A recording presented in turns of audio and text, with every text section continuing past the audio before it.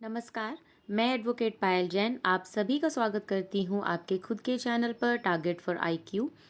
और अब जो है आपको पता चल गया होगा, हरियाणा जुडिशरी एग्ज़ाम की भी नोटिफिकेशन आ चुकी है। AIBE एग्ज़ाम आपका 31 अक्टूबर है एंड आई होप इस डेट में अब कोई चेंज नहीं आया होगा। तो अब ये बिल्कुल सही टाइम है आपका, AIB के लिए भी आप बिल्कुल तैयार रहिए और बाकी जुडिशरी एग्ज़ाम्स के लिए भी तैयार रहिए। AIBE जो आपका एग्ज़ाम है ये आप बहुत अच्छी तरह से जानते हैं कि जब आप 3 या 5 साल के LLB कर लेते हैं तो उसके बाद बार काउंसिल ऑफ इंडिया जो कि एक अप्रूव्ड इंस्टीट्यूट है, और अगर आप रिक्वायरमेंट्स उनकी पूरी करते हैं तो आप AIB एग्ज़ाम यानी कि ऑल इंडिया बार एग्जामिनेशन के लिए आप एलिजिबल हो जाते हो। और उसके बाद आपको सर्टिफिकेशन एग्ज़ाम के पास करने के बाद आपको COP यानी सर्टिफिकेट ऑफ प्रैक्टिस मिलता है, जिससे कि आप as an advocate in Indian courts आपको परमिशन मिल जाती है। And without passing the all India bar exam you can not practise in any court.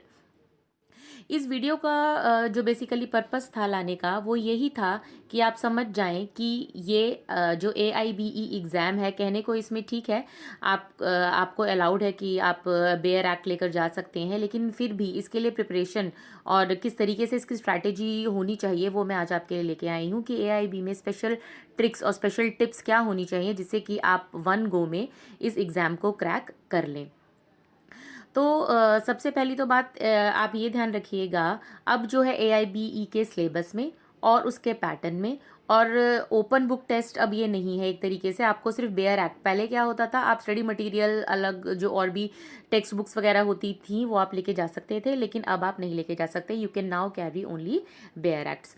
तो जो टिप्स हैं जो आपको आपने अपने दिमाग में रखनी है उनमें से कुछ हैं, जैसे कि आपको टाइम मैनेजमेंट का ध्यान रखना है, कंसिस्टेंसी होनी बहुत ज़रूरी है, इंपॉर्टेंट टॉपिक्स पे आप बिल्कुल ध्यान रखिए।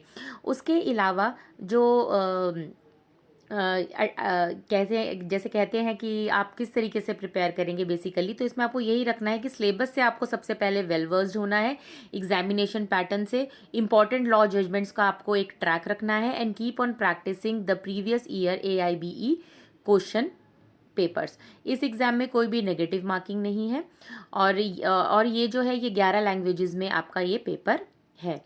ठीक बात है। तो चलिए अब हम इसके आगे का देखते हैं कि हमें किस तरीके से इसकी क्या स्ट्रैटेजी होनी चाहिए। तो इसमें जो बेसिकली जो फ्रीक्वेंटली आस्क्ड क्वेश्चन है रहे हैं स्टूडेंट्स के वो एक आध देख लेते हैं।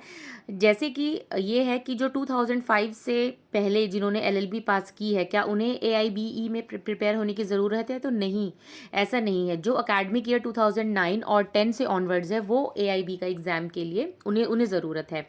अगर आपकी law degree before academic year 2009-2010 की है तो आपको अपीयर होने की ज़रूरत नहीं है all India bar council exam में, और आप अपने आप को क्वालिफाई कराने के लिए टू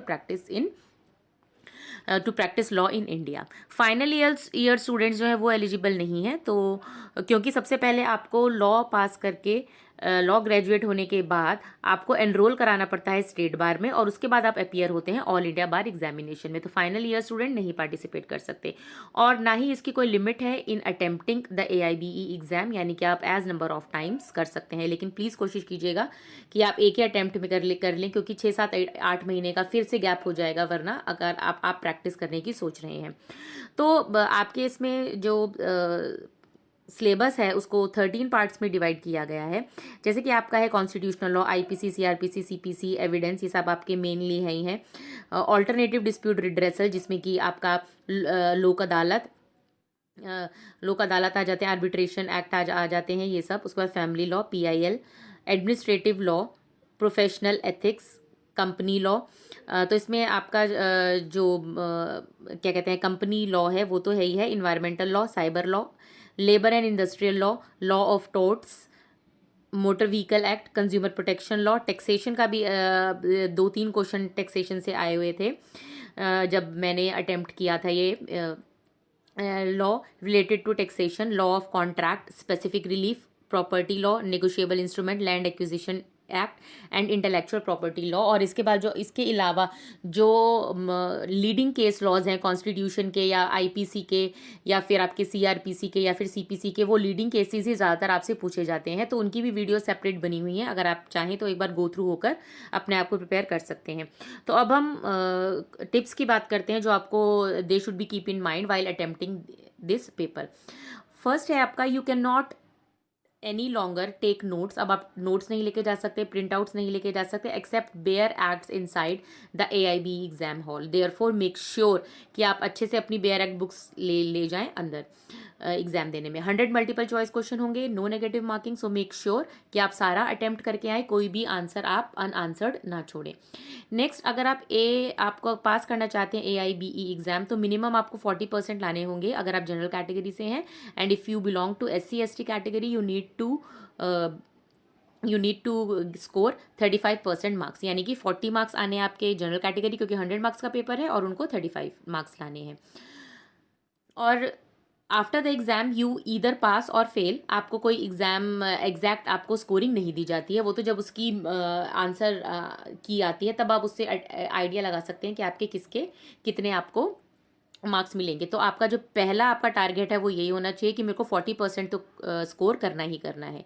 क्वेश्चंस इन AIB ज़्यादा टफ नहीं आते, चैलेंजिंग ज़रूर होते हैं, लेकिन आसानी से आप सॉल्व कर सकते हैं। टाइम मैनेजमेंट याद रखिएगा, बहुत ज़रूरी है इसमें, क्योंकि बेयर एक्ट खोलते खोलते टाइम कब निकल जाता है पता ही नहीं चलता है। और you do not need to any notes तो अब आपको लेके जाने नहीं है, बेयर एक्ट्स पे ही फोकस करना है। जो भी सब्जेक्ट्स गिवन है आपके, इसके अलावा ध्यान रखिएगा लीगल मैगजिम्स और लैंडमार्क केसेस आप पढ़ के ज़रूर जाएं। तो अगर आपने ऑलरेडी बेयर एक्ट रीड कर रखी है, सिलेबस आपको पता ही है, तो you are good to go. Plus you will have the bare act books during the exam, so it's easy. Questions को बहुत ध्यान से पढ़ें, आप किस पर मार्क कर रहे हैं अपना आंसर, उसको प्लीज ध्यान में रखिएगा, क्योंकि आप उसको अंडू नहीं कर सकते। Several of them can be solve by just reading the question. Index page आप यूज करिए, इंडेक्स पेज पढ़िए बेयर एक्ट का सॉल्व करने के लिए। और मेरा जो खुद का पर्सनल एक्सपीरियंस है तो वो ये है, क्योंकि ये कोई कॉम्पिटिटिव या जॉब एग्जाम नहीं है, तो एक एग्जामिनेशन हॉल पे जो पीपल होते हैं दे आर जनरली फ्रेंडली। तो मतलब दिल्ली का तो मुझे पता है, I do not know about the other states और एग्जाम्स हॉल। तो लेकिन while I was giving the exam, candidate sitting near me gladly offered books जो कि मेरे पास नहीं थी। So overall it was easy to solve the question. तो अगर आपको कोई भी एग्ज़ाम कोई क्वेश्चन करने में अगर आपको प्रॉब्लम होती है, तो आप अपने साथी कलीग्स की आप बिल्कुल हेल्प ले सकते हैं, क्योंकि वहाँ पे इजी गो थोड़ा सा एटीट्यूड होता है सबका। तो आप थोड़ा सा बस फोकस्ड रहिए, क्योंकि क्वेश्चंस जो है वो अटेम्प्ट करते वक्त गलती ना हो जाए कि आंसर आपको 78 लगाना था लेकिन आपने आंसर उसका 79 में लगा दिया था, आपको A लगाना था, गलती से आपने D लगा दिया। तो इस चीज़ का आप ध्यान में रखिएगा। तो आई होप आपको ये स्ट्रैटेजी समझ में आई होगी to crack AIB exam. All the best and do best, आप बहुत अच्छे से कर सकते हैं। Trust on your self. तो इसी बात पर मैं ये कहना चाहूँगी, क्या एक कोट है जो मैं आपको बताना चाहूँगी कि if you really want to do something you will find a way, and if you don't you will find an excuse.